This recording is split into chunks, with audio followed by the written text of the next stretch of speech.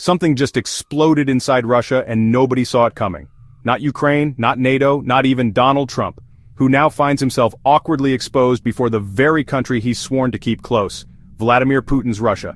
While Trump boasts of having everything under control, reality has just hit him like a missile strike. Literally. Because this wasn't a strike from across the Ukrainian border. No. These drones came from inside Russian territory itself. And that changes everything.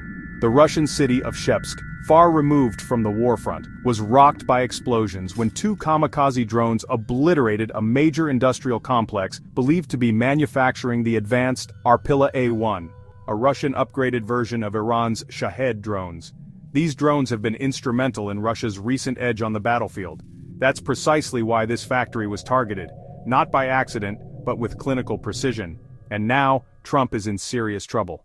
Because what we're looking at is not simply another act of war between Ukraine and Russia, it's a covert operation that reeks of Western intelligence.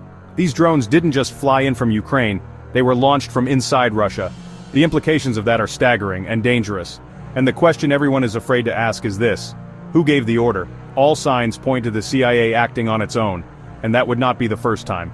The agency has a long bloody track record of destabilizing regimes, arming proxy wars and running black ops without informing, let alone consulting, the sitting US president. Trump may be the man behind the desk, but when it comes to military intelligence he's beginning to look more like a manager than a commander-in-chief. Because these kinds of operations take months of planning, deep satellite intel, logistical support, insider infiltration, and an agenda. And make no mistake, Trump is furious. Not only because the strike occurred without his knowledge, but because it's thrown his delicate diplomatic balance with Putin into chaos. He's tried to calm the storm by halting the delivery of critical weapon systems to Ukraine, Patriot missiles, HIMARS systems, GMLRS rounds, Stingers, and more. According to a leaked memo from Politico, all major shipments have been suspended. But it may be too late, because this is not a one-off incident.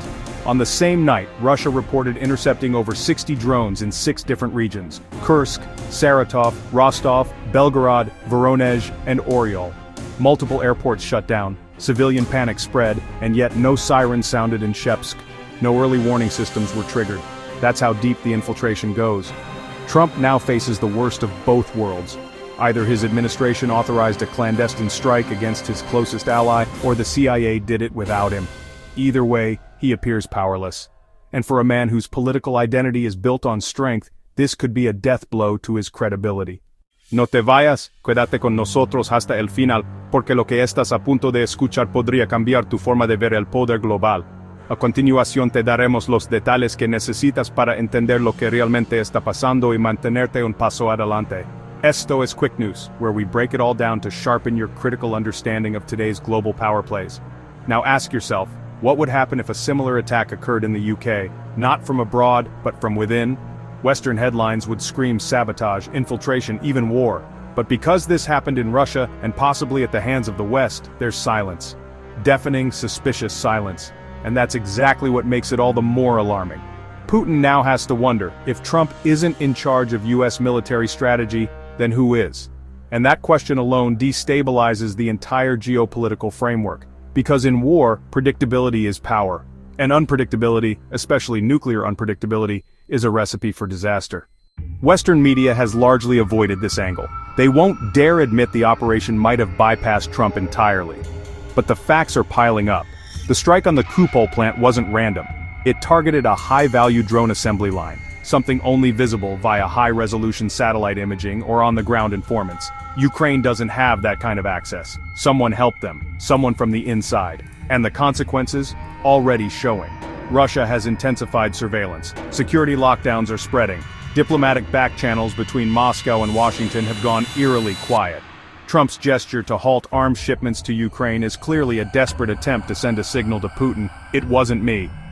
But for the Kremlin, that's hardly reassuring. Because if the US president doesn't know what his own intelligence agencies are doing, what kind of government is he even running? The truth is, Trump has long tried to end the Ukraine war. He's campaigned on restoring peace, on avoiding costly military interventions, on reining in the deep state. But if this incident proves anything, it's that the deep state doesn't need reining, it needs exposing, because it just detonated an act of war from within Russian borders and nobody told the president. This scenario is not new. From Latin America to the Middle East, the CIA has executed military coups, armed rebel groups, and overthrown democratically elected leaders, often with little or no presidential oversight.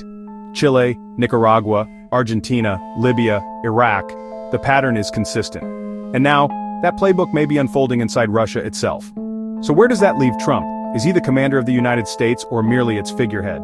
If Putin decides Trump is not in control, then the Trump-Putin alliance may be over. And that could have catastrophic consequences for global diplomacy.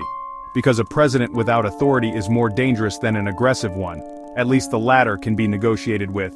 But with Trump, it's starting to look like even he doesn't know what's coming next. This also puts Ukrainian President Zelensky in a terrible position. The weapons pipeline is frozen, the US arsenal is depleted, the most advanced arms are no longer available, and Zelensky, who may have greenlit this operation under Western advisement, is now caught between a furious Trump and a livid Putin. In the end, Ukraine may have won the battle at Shepsk but could lose the war if it loses US backing. There's a haunting irony here. In Robert Downey Jr.'s Sherlock Holmes, the villain is a brilliant arms dealer who orchestrates a world war to profit from weapons sales. He manipulates governments, stokes conflict, and plays both sides, all for money. Fiction, maybe, but look around. Who's really profiting from this endless war? Not the civilians, not the soldiers, it's the contractors, the manufacturers, the intelligence elites who answer to no one. That's the real game, and we're all playing it, blindly. So forget pro-Russia or pro-Ukraine.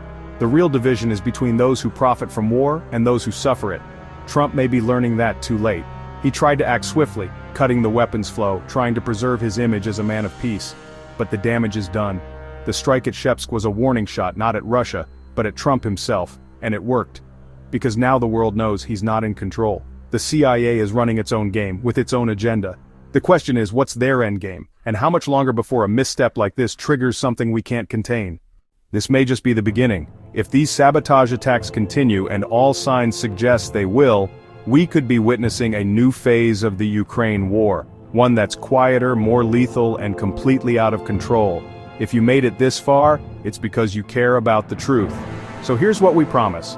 No propaganda, no party lines, just honest analysis that exposes what others hide. Subscribe to Quick News and join a growing community committed to understanding, not obeying, the forces that shape our world. Because in this war of narratives, knowledge is your only defense.